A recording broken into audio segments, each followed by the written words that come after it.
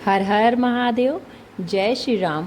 आज हम आप सभी के लिए 26 अगस्त 2025 को हरतालिका तीज व्रत जो रखी जा रही है उसी की कथा और विधि लेकर आए हैं।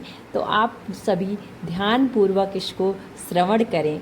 जिनके केशों पर मंदार के पुष्पों की माला शोभा देती है और जिनके भगवान शंकर के मस्तक पर चंद्र और गले में मुंडों की माला पड़ी है हुई है, जो माता पार्वती दिव्य वस्त्रों से तथा भगवान शंकर दिगंबर वेश धारण किए हैं, उन दोनों भवानी शंकर को नमस्कार करता हूँ। एक बार कैलाश पर्वत के शिखर पर माता पार्वती जी ने महादेव जी से पूछा, हे प्रभु, मुझसे आप वह गुप्त से गुप्त वार्ता कहिए जो सबके लिए सब धर्मों से भी सरल तथा महान फल देने वाली हो। हे नाथ, यदि आप प्रसन्न हैं तो आप उसे मेरे सन्मुख प्रकट कीजिए। हे जगन्नाथ, आप आदि मध्य और अंत रहित हैं। आपकी माया का कोई पार नहीं है। आपको मैंने किस भांति प्राप्त किया है? कौन से व्रत तप या दान के पुण्य से फल से आप मुझको वर रूप में मिले हैं? कृपया करके बताइए। महादेव बोले, हे देवी सुनिए, मैं आपके सम्मुख उस व्रत को कहता हूँ जो परम गुप्त है। जैसे तारागणों में चंद्रमा और ग्रहों से सूर्य, वर्णों में ब्राह्मण, देवताओं में गंगा, पुराणों में महाभारत, वेदों में शाम और इंद्रियों में मन श्रेष्ठ है, वैसे ही पुराण और वेद सब में इसका वर्णन किया गया है, जिसके प्रभाव से तुमको मेरा आधा आसन प्राप्त हुआ है। हे प्रिय, उसी का मैं तुमसे वर्णन करता हूँ, सुनो। भाद्रपद मास के शुक्ल पक्ष की हस्त नक्षत्र संयुक्त तृतीया तीज के दिन इस व्रत का अनुष्ठान मात्र करने से सब पापों का नाश हो जाता है। तुमने पहले हिमालय पर्वत पर इस महान व्रत को किया था जो मैं तुम्हें सुनाता हूँ। पार्वती जी बोली, हे प्रभु, इस व्रत को मैंने किस लिए किया था यह मुझसे सुनने की इच्छा हो रही है, तो कृपया करके मुझसे कहिए। शंकर जी बोले, आर्यावर्त में हिमालय नामक एक महान पर्वत है, जहाँ अनेक प्रकार की भूमि अनेक प्रकार के वृक्षों से सुशोभित है, जो सदैव बर्फ से ढके हुए तथा गंगा की कल कल ध्वनि से शब्दमयमान ओम रहता है।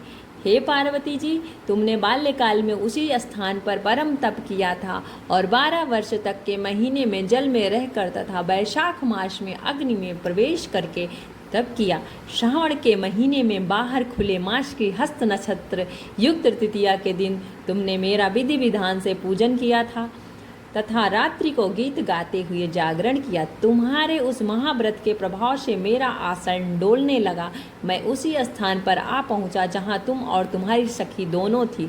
मैंने आकर तुमसे कहा, हे वाराण्य, मैं तुमसे प्रसन्न हूँ, मांगो। तुम मुझसे वरदान में क्या मांगना चाहती हो?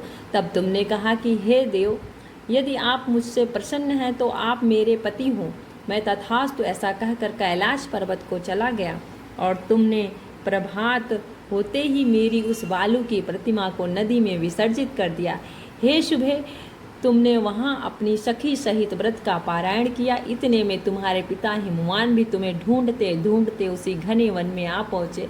उस समय उन्होंने नदी के तट पर 2 कन्याओं को देखा तो वे तुम्हारे पास आ गए और तुम्हें हृदय से लगाकर रोने लगे और बोले, बेटी, तुम इस सिंह व्याघ्र नदी युक्त घने जंगल में क्यों चली आई? तब तुमने कहा, हे पिता, मैंने पहले ही अपना शरीर शंकर जी को समर्पित कर दिया था, लेकिन आपने इसके विपरीत कार्य किया, इसलिए मैं वन में चली आई। ऐसा सुनकर हिमवान ने तुमसे कहा कि मैं तुम्हारी इच्छा के विरुद्ध यह कार्य नहीं करूँगा। तब वे तुम्हें लेकर घर की ओर वापस लौट आए और तुम्हारा विवाह मेरे साथ कर दिया। हे प्रिय, उसी व्रत के प्रभाव से तुमको मेरा अर्धासन प्राप्त हुआ है। इस व्रत राज को मैंने भी अभी तक किसी के सम्मुख वर्णन नहीं किया। हे देवी, अब मैं तुम्हें यह बताता हूँ कि इस व्रत का यह नाम क्यों पड़ा। तुम्हें सखियों ने हरण करके ले गई थी, इसलिए हरतालिका नाम पड़ा। हर का मतलब है छुपा लेना, तालिका का अर्थ है गुप्त स्थान। पार्वती जी बोली, हे स्वामी, आपने इस व्रत राज का नाम तो बता दिया, लेकिन मुझे इसकी विधि और फल भी बताइए कि इसके करने से किस फल की प्राप्ति होती है। तब भगवान शंकर जी बोले, इसे स्त्री जाति के अत्युत्तम व्रत की विधि सुनिए। सौभाग्य की इच्छा रखने वाली स्त्रियां इस व्रत को विधि पूर्वक करें। केले के खंभों से मंडप बनाकर उसे वंदनवारों से सुशोभित करें। उसमें विविध रंगों के उत्तम रेशमी वस्त्र की चांदनी ऊपर तान दें। चंदन आदि सुगंधित द्रव्यों को लेपन करके स्त्रियां एकत्र हों। शंख भेरी मृदंग आदि बजाएं। विधि पूर्वक मंगलाचार्य करके श्री गौरी शंकर की बालू निर्मित प्रतिमा स्थापित करें।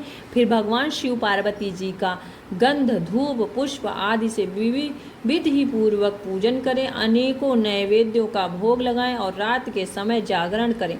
नारियल सुपारी जवारी नींबू लौंग अनार नारंगी आदि ऋतु फलों तथा फूलों को एकत्रित करके धूप दीप आदि से पूजन करके कहें, हे कल्याण स्वरूप शिव, हे मंगल रूप शिव, हे मंगल रूप महेश्वरी, हे शिवे सब कामनाओं को देने वाली देवी, कल्याण रूप तुम्हें नमस्कार है। कल्याण स्वरूप माता पार्वती हम तुम्हें नमस्कार करते हैं। भगवान शंकर जी को सदैव नमस्कार करते हैं। हे ब्रह्म रूपणी जगत का पालन करने वाली माँ आपको नमस्कार है। हे सिंहवाहिनी मैं सांसारिक भय से व्याकुल हूँ, तुम मेरी रक्षा करो। हे महेश्वरी मैंने इसी अभिलाषा से आपका पूजन किया है।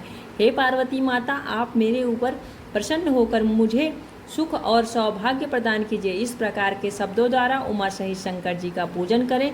विधि पूर्वक कथा सुनकर गौ वस्त्र आभूषण आदि ब्राह्मणों को दान करें। इस प्रकार से व्रत करने वाले के सब पाप नष्ट हो जाते हैं। तो बोलिए नमः पार्वती पतये हर हर महादेव। तो आप सभी को हरतालिका तीज की ये कथा और इसकी विधि कैसी लगी? अगर आपके लिए सदुपयोगी है तो इसको आप लोग एक दूसरे को शेयर करिए और कैसी लगी इसे कमेंट बॉक्स में ज़रूर बताइए।